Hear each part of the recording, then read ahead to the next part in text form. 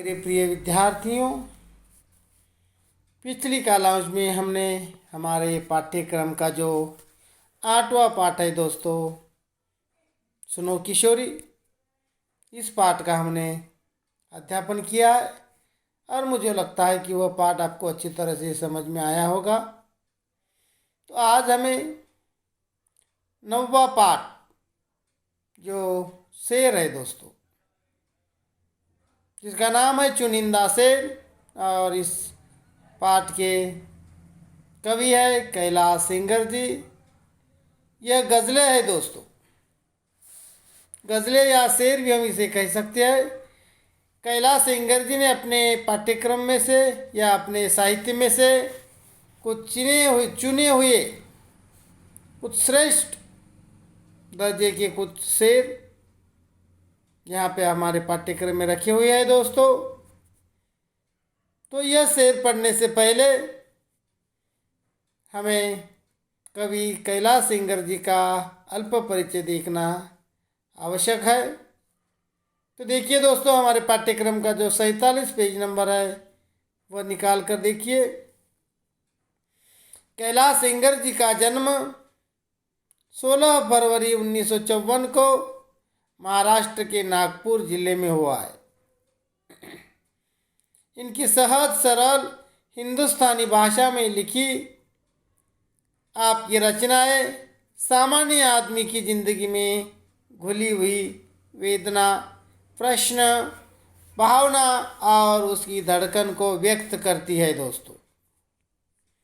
काव्य में किए जाने वाले मौलिक प्रसंगों और कथ्य के तीखेपन के कारण कैलाश सेंगर जी आज के गज़लकारों में एक महत्वपूर्ण और लोकप्रिय नाम है।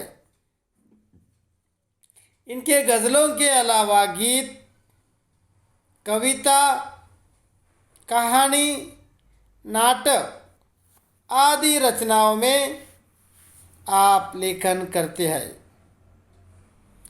पत्रकारिता के क्षेत्र में भी आपका उल्लेखनीय योगदान है। हिंदी के साथ साथ मराठी भाषा पर भी आपका एक अलग सा प्रभुत्व रहा है। आपके लेख में प्रस्तुत विचार सोचने को बाध्य करते हैं। आपकी साहित्यिक भाषा पाठकों के मन बुद्धि को झकझोर कर रख देती है।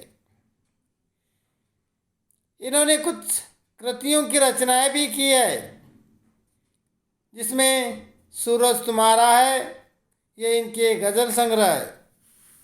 यहाँ आदमी नहीं जूते भी चलते हैं, सुबह होने का इंतज़ार, ये इनकी कहानी संग्रह है।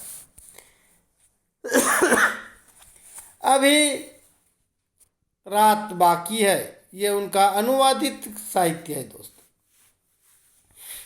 यह एक पंक्ति के या एक अंक के लिए भी ऐसे प्रश्न पूछे जाते हैं, जैसे कैलाश सेंगर जी की गज़ल का नाम बताइए, तो सूरज तुम्हारा है, ऐसे आपको तो ये अच्छी तरह से ध्यान में रखिए दोस्तों।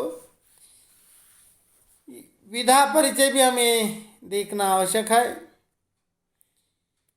उर्दू कविता का लोकप्रिय प्रकार गज़ल है दोस्तों, हमने देखा होगा। उर्दू कविता का लोकप्रिय प्रकार गज़ल है। ये गज़ल जो है हिंदी भाषा में उर्दू से आई हुई है, जिसे गढ़ने में शेरों की अहम भूमिका होती है। गज़ल की लोकप्रियता के फलस्वरूप इसे हिंदी ने भी अपना लिया है। जिस प्रकार से उर्दू भाषा में गज़ल लोकप्रिय हुआ, उसी तरह हिंदी भाषा में भी गज़ल लोकप्रिय रहा है दोस्तों। गज़ल की लोकप्रियता के फलस्वरूप हिंदी ने भी अपना लिया है। गज़ल हिंदी में आते आते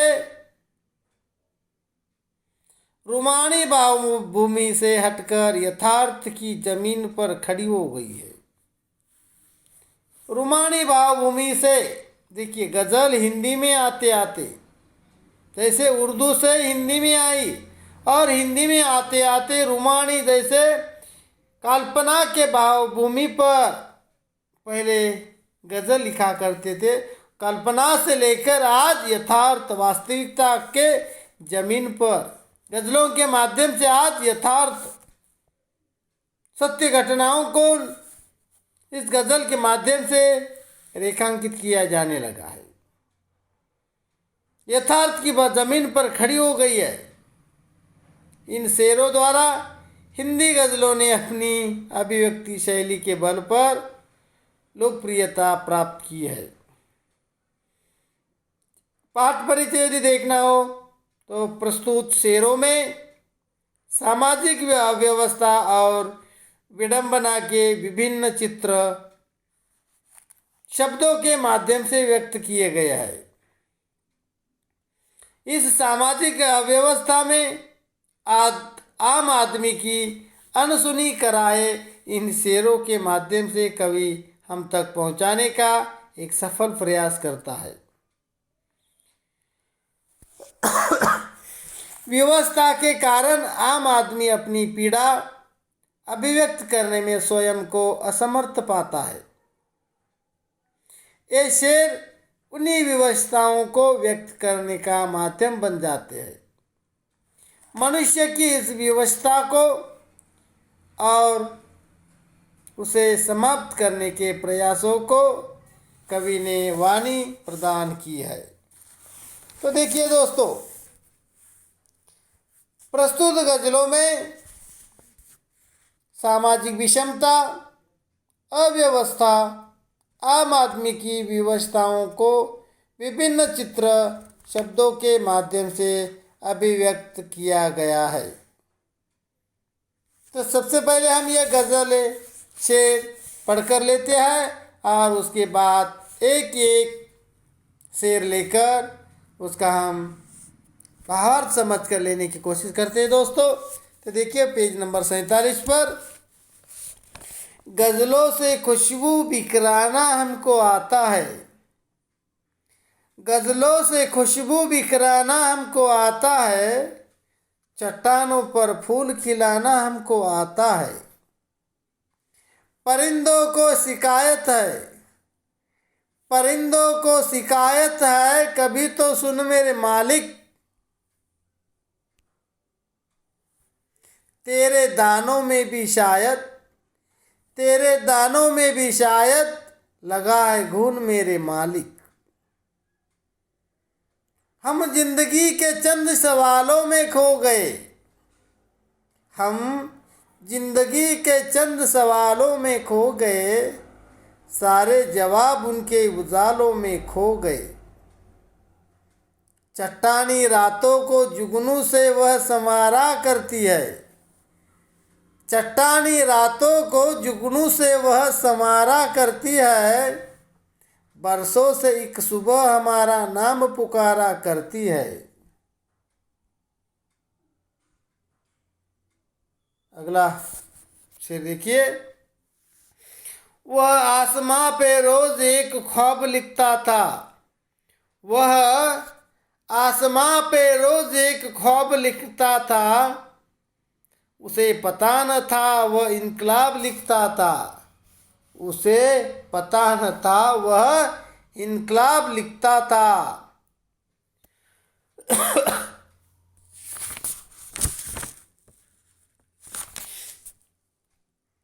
हंसी में अपनी आंसुओं को छुपा कर देखो, हंसी से अपनी आंसुओं को छुपा कर देखो, नया मुखौटा ये चेहरे पे लगा कर देखो।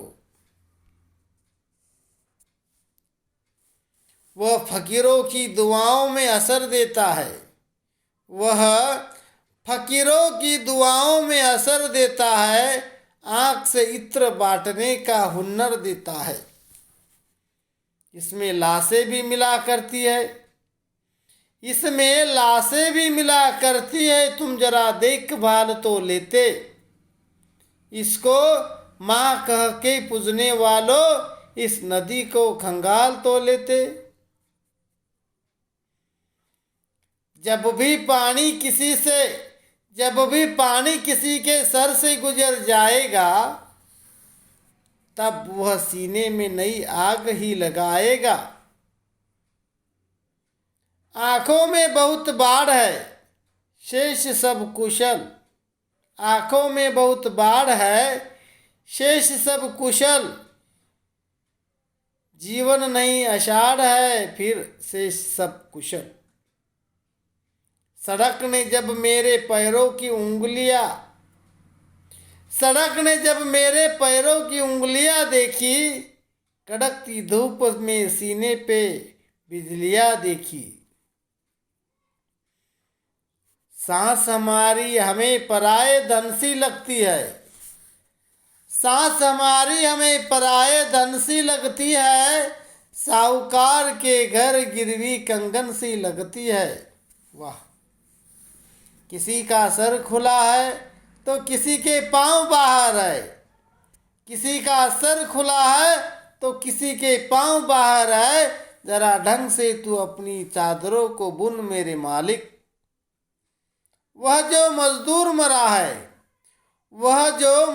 मरा है, वह निरक्षर था, मगर अपने भीतर वह रोज एक किताब लिखता था। अपने भीतर वह रोज एक किताब लिखता था। ये सभी के सभी शेर सूरज तुम्हारा है, इस गज़ल संग्रह से लिए गए हैं दोस्तों।